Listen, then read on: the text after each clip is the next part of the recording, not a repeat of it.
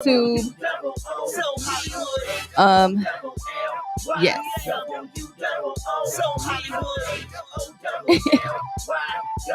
I'm gonna bring my guest up here shortly. He only has a little bit of time today, but I'm still get what I need to get. Hey, hey.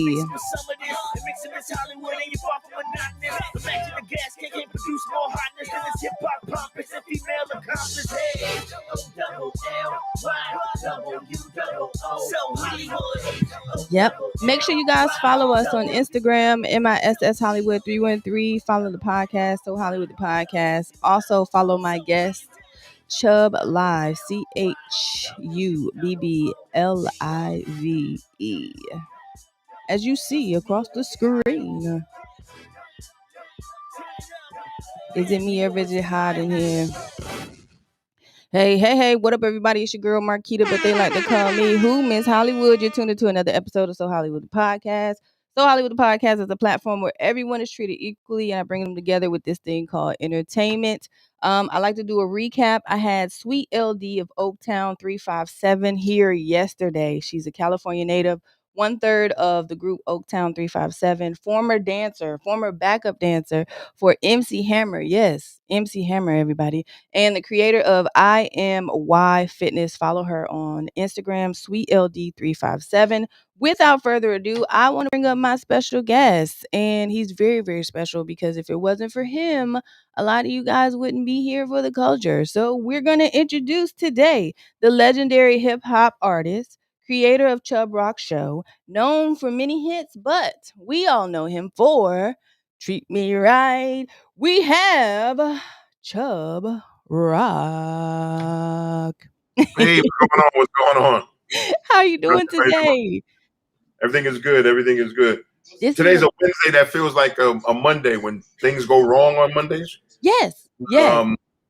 It's still cool. I'm glad to be here. Appreciate you reaching out to me. And 313, I guess you're in Detroit. What up, though? What up, though? I'm actually in Virginia Beach. I am from Detroit, but I'm currently in Virginia Beach doing my show. And you're currently in Atlanta, correct? Right. Okay. That's we out here. An 8.5 hour drive. Next time I'm definitely gonna contact you when I come out there. Without question. You said what? I'm sorry. I said without question. When you come down, make sure you hit us up. Oh my God, this is exciting. People don't get this opportunity too often, but I'm gonna minimize the interview because I know you have some things to do. But I want to start the interview with, how did this thing called entertainment enter your life? Well, I didn't look at it as entertainment. I was in love with hip hop. Oh, okay. Because hip hop as a culture, I mean, I know they interjected it into the world of entertainment, right?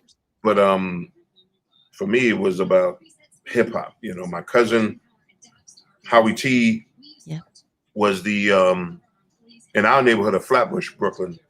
Okay. He was a big time DJ there, Count Disco. And he had his crew, Sure Shot 4, and it was just blowing our minds what he was doing, battling other crews, and then he got into being a producer. He produced his first record called Get Tough with a group called CD3, and then he kind of didn't feel he was really like a rapper or whatever. He was more of a DJ and a producer. Right. So he got into producing, and he teamed up with Kango Kid from UTFO. Oh, wow. Who did Roxanne, and they came out with a group called Whistle that came out with a record called Just Buggin'. Okay. In fact, they'll take it seriously. We're only bugging. It was a big record, actually. Yeah. And then my brother, who I happen to speak to today from UTFO, Dr. Ice, he was like, Rich, you need to do your thing. Because I got kind of introduced to a good friend of mine named Dave Witt. Mm-hmm. And I don't know, his mind was somewhere on Pluto or something. He was doing some stuff that I didn't even understand how he was able to put it together. He had his father's old reel-to-reel and the reel came with 2 mics. And what he would do, he would take. It was a long process, right? So what he would do, he would make a pause tape of Good Times, the instrumental part of Good Times, because back then there was no sampler to say, oh, I'm going to take this beat and I'm going to sample it. So what you did was you played the song, and the part that you wanted, you put the cassette on record and pause. And then when it was time to get the part you want, you took the pause button off. And then when it's about to end, you put it down. And then you keep doing that 2 million times. And then you're looping the instrumental of Good Times. Good Times. Doom, doom. The same beat that they used for Rapper's Delight and stuff like that.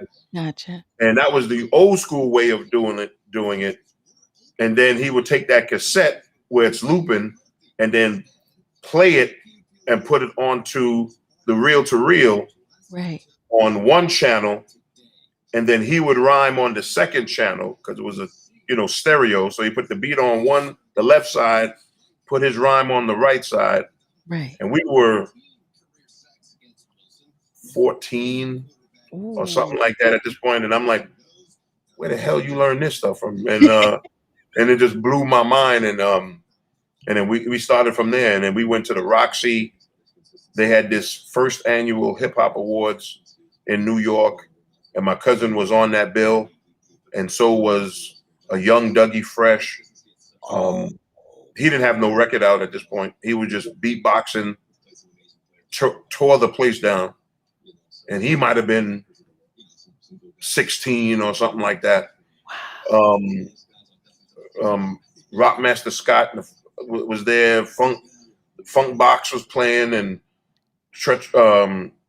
not Treacherous 3, Fearless 4. Mm-hmm. And I mean, watching this like blew my mind.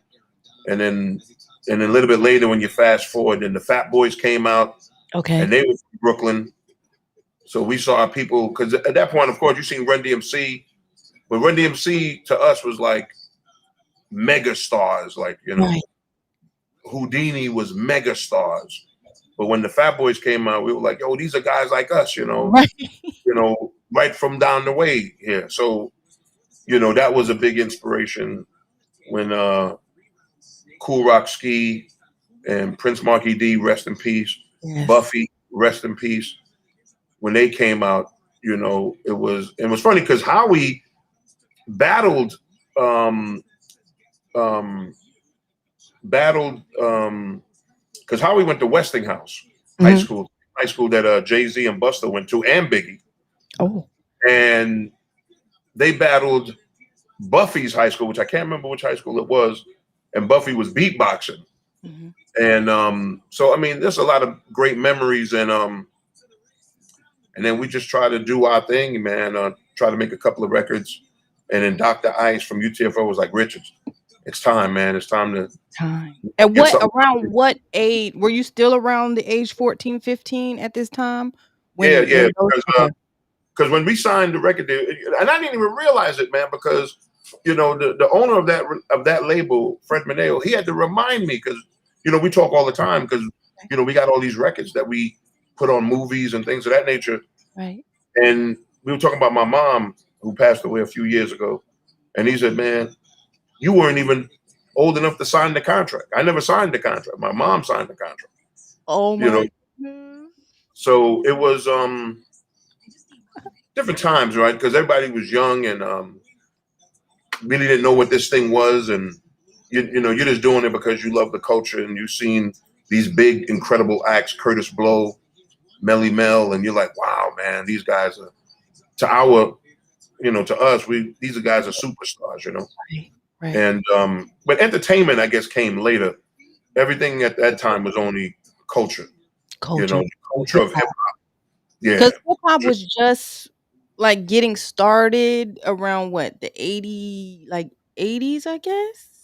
No. That was more like in the 70s. Okay. 77, 78, 77 and stuff like that. My part came in like 86. 80s. Okay. But you're talking about Sequence. Okay. Treacherous 3. you know, Sugar Hill Gang, Yeah. Okay. King Tim the Third, and all them records. That's in the 70s, you know, Gotcha. late Gotcha. 70s and stuff like that. So we Okay. were like the second generation, I would think, if you really put, you know, maybe the second generation of that. So it's almost crazy because when people say, "Oh man, you're a legend," and I'm like, legend. That for Curtis Blow. That title is for Curtis Blow and Kumo D, Mm, Chubb understood. Yeah. Rock, and you know, Sugar Hill Gang and Spoonie G and them cats, you know, and Funky 4 plus one more. That's for that beginning incredible. In fact, I got something to show you. Uh-oh. Pass me that joint over there by Frost. I left it over by Frost. Uh-oh. We got some exclusivity. Exclusive access. Yay. I can't wait. Like, so you get the context of the timing, right? Yes. You know what this is? 8-track. It's an 8-track tape. And do you see whose 8-track is this? Curtis Blow with Von Mason and the crew. God dang it. So, and then you got I got Funky 4 plus one more. Oh my. so this. I mean, hip hop on 8-track ain't a lot of people, but Curtis Blow, Right. Funky 4, Right. Sugar Hill Gang. I don't have my Sugar Hill Gang one here, but that gives you the context of the time Yes. of it, right? So, you know, when we came in now, you're dealing with, you know, wax, Yes. Yes. not 8-track and stuff like that. Wax and cassette. So it's a different time, and you know, it was electrifying, you know. And you think about those records, you think about that time. The entertainment part didn't come till a little bit later. Right. You know, Okay. when all of a sudden it's successful, and now you're going on the road.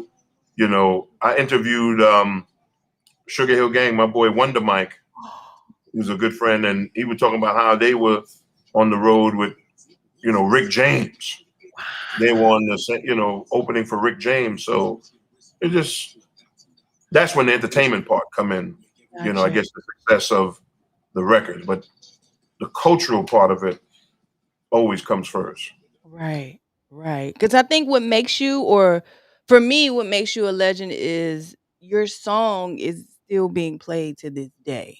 You know what I mean? Not a lot of people can say my song has been here, my song has been there, my song, you know what I mean? So in the eyes of the culture, your song has more than likely changed a lot of people's lives and a lot of people's moods, a lot of people's just aura, everything about the song has just went like bananas. So speaking of that, so that was in 1990. This when I came in. Oh, I came in during that. I came in during this era, you know, or maybe a little bit before this era. But you know what I'm saying? Like, I'm a does it collector still of. work? I'm a collector of stuff. So you know, my reference points are always through some kind of technology. So, Oh you my know, God. we came a little late. We came a little later. I'm You know. I'm an 80s baby. I was born in 83. So I kind of know like where, cuz what, how old was I? I was Yeah, 7. 83 is when that's when your father called your mom on this. Had the Corvette with the car phone. Man, if you had a car phone, you was the shit. Different time, Yes. very So different time. how was that feeling of when you shot the video, you recorded the song, you went through the whole process and you put it out. So how was that feeling, and what was the, I guess, the support like when you put that music out? The Tree Okay, Mom. so well, see now you skipped a few things Okay, because go ahead. I'm sorry. Because I know we have a little bit my of time, so that's why I was yeah, saying. But go my ahead. first my first album, we didn't have no video. Okay. So you didn't, okay. The first album came out in '86, Okay. and that album didn't have no videos. That we couldn't get arrested on this record. Like the first record, the single did really well in the Midwest. In Okay. Ohio, DJ Innovator was huge, like in Ohio, and that's how we got a chance to open for NWA. in Ohio. And I had to go back to Brooklyn and say, yo, man, there's these cats from California dressed in all black that are killing it out here.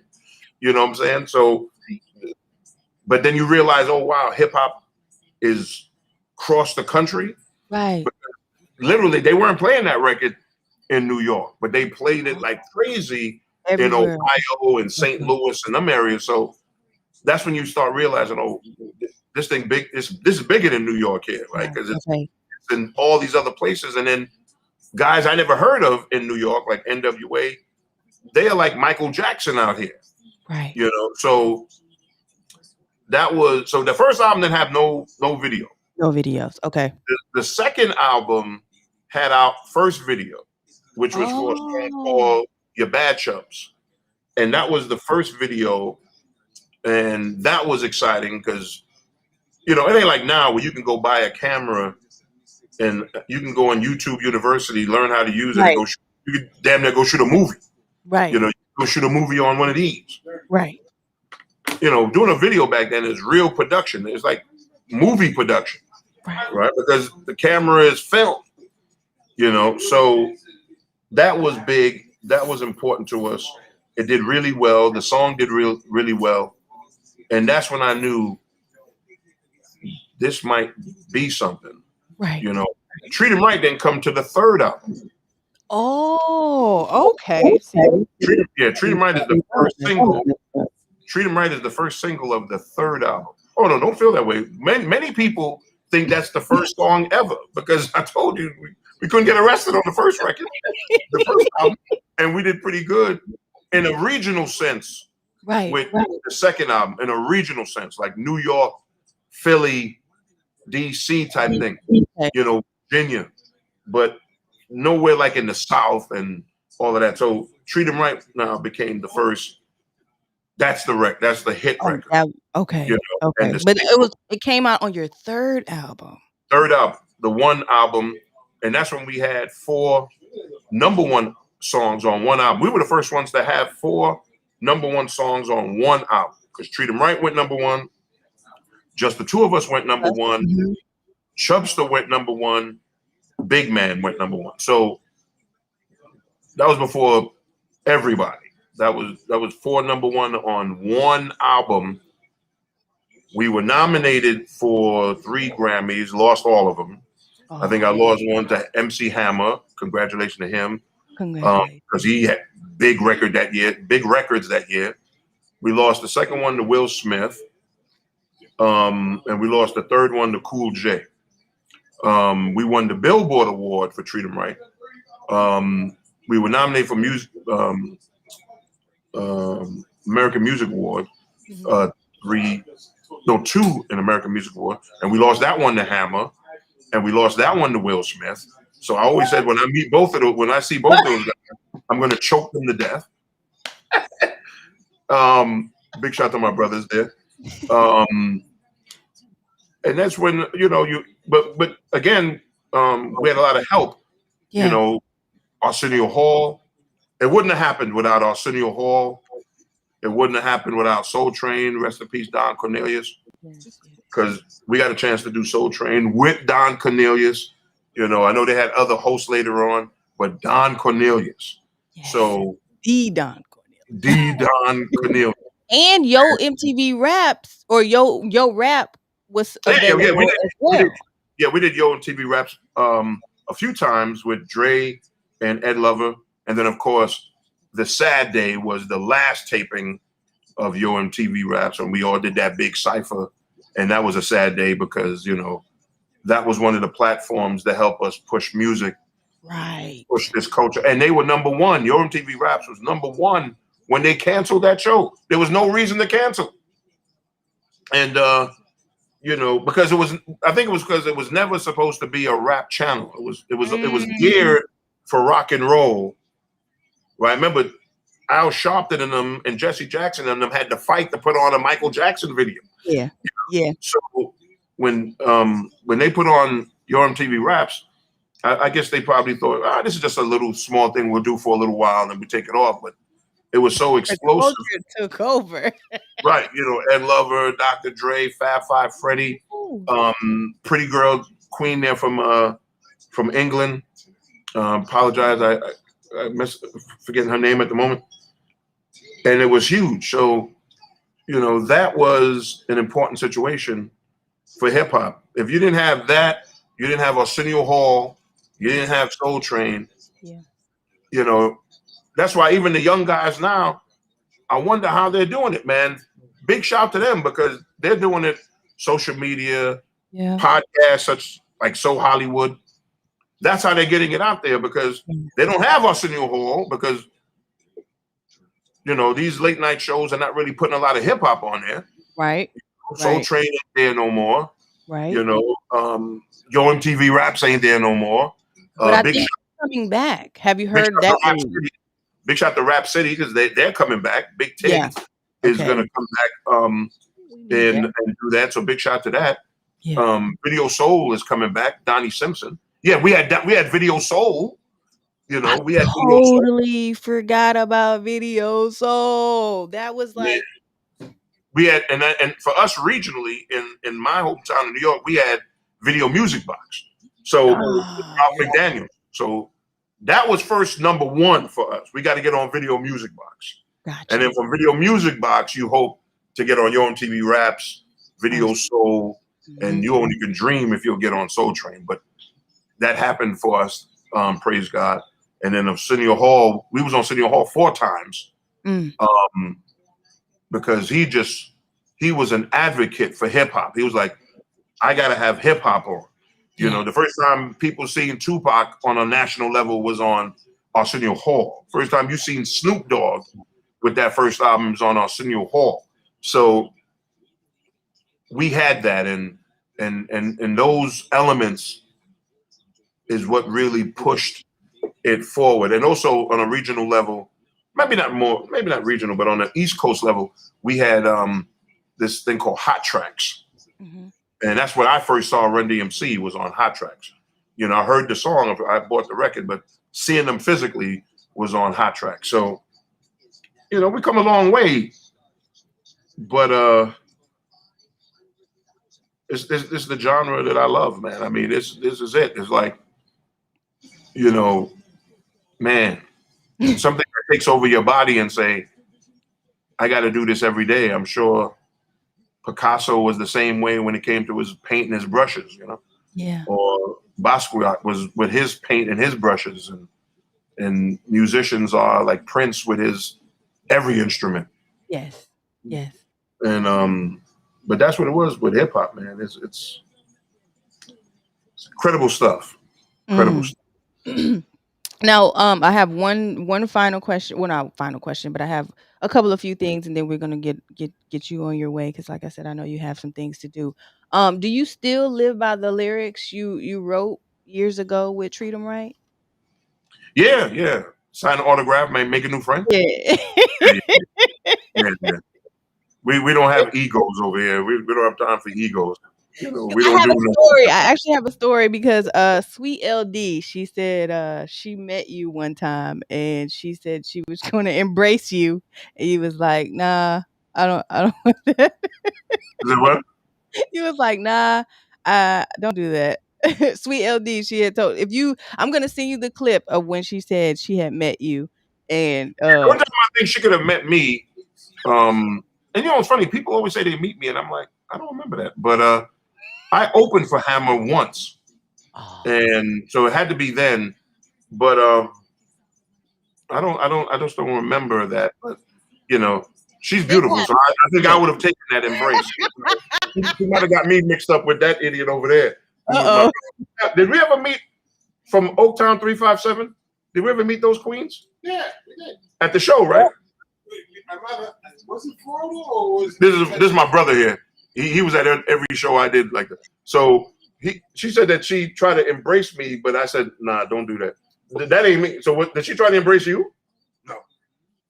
I'm gonna send you the clip. Yeah, because tell her I would have squeezed her.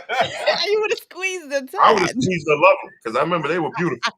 So I don't remember. I think she got me mixed up with somebody else. Okay, we're gonna clear it up. We're gonna clear it up on SoHollywood podcast. Oh yeah, without question. Don't go on SoHollywood and say I wouldn't squeeze you. You're crazy. You're fine as hell, girl. But yeah, because those were good days, man. Those were good days, man. I used to look at. I was losing weight watching Hammer back in them days. He was all over. You're losing weight watching Hammer back in them days when he was doing his show. Man, listen. Right. But those are the things that mean a lot to me, man, is the memories, man. Like, and then when you come on podcasts with young queens like yourself, you sit there and go, wow, man, you go back and try to remember those stories, man. And those are good days. Those were real good days. Man. I'm pretty we sure. We need to do this again. Yes, we do. Need to do this again. In fact, let's do this maybe next week. Okay. I got more time because we only scratched the surface. We did because I have a front and back. Listen to me. I have front and I have a back. Let's do it again next week, and we'll finish off your front and back of your questions. And then I'll bring some more technology to kind of show you, the real history of hip hop. For sure. Can I do one final question and then we can get out of here? Sure. What bothers you about the industry and what do you feel that we could do to fix it? Okay. So I say this on my radio show for the past years. I just don't like to see young rappers get killed. And that's been going on now on a consistent basis. Like at one point it was like every day, rappers are getting killed. And I don't like that. I mean, this is music, this is art, this is culture. Go out there. I want the young rappers to have fun, see the world, make their music, help their community, but not get killed, while doing that. That part I don't like, and I understand it's a different world out there, but nah, we don't need that. Right. That's one of the main parts that bother me. Everything else can be rectified because these young guys now and these young queens, Cardi and all of them and Megan, they're doing incredible stuff here, and it's funny because the queens are not getting into these issues, right? The queens are getting to the paper. Yeah.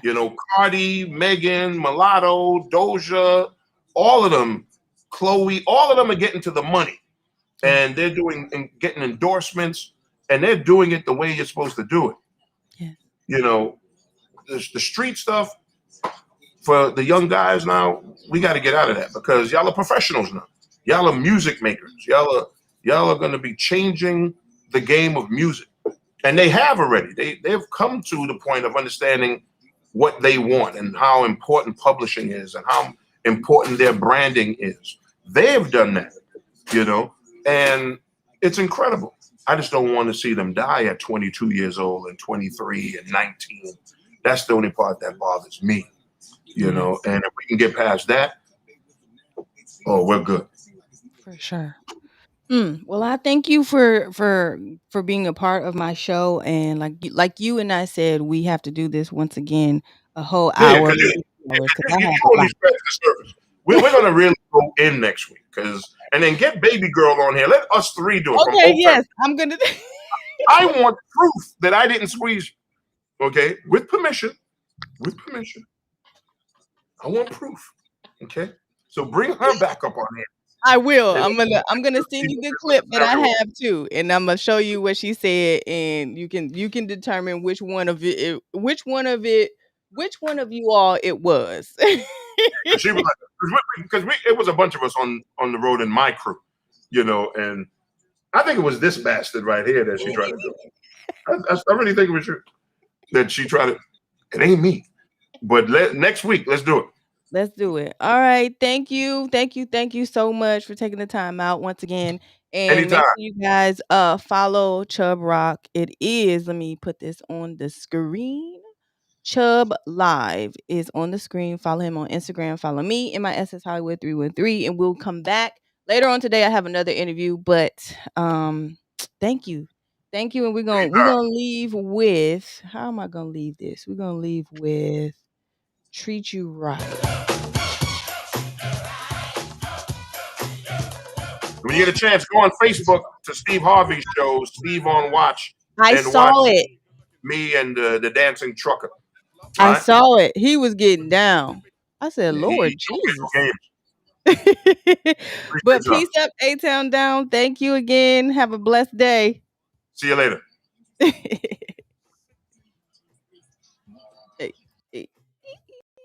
Oh man, that was amazing, y'all.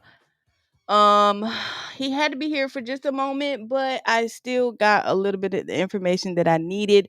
Shout out to Chubb Rock. Oh my God. Like, this has taken me to another level. Thank you guys for tuning in. This will be my, what is it, 86th show? I think this is 86. But until next time, thank you guys for tuning in. If you want to be a guest, go to www.allofhollywood.biz. Click the contact me, enter your information, and get with me. Follow me in my SS Hollywood 313. Follow the podcast, So Hollywood the podcast. I will have, who would I have on 5 o'clock? 5 p.m. Eastern Standard Time. Today I have Jay Skis. He is with Griselda and Drumworks in the studio, live on YouTube. Peace up, A-Town down. Is it me your visit? Is it me your visit?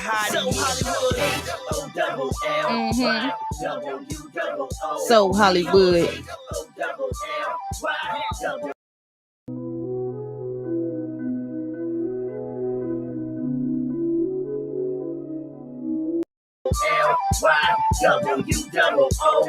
Hello, ladies and gentlemen. It's time to get ignorant. It's Hollywood likes to break up a little bit.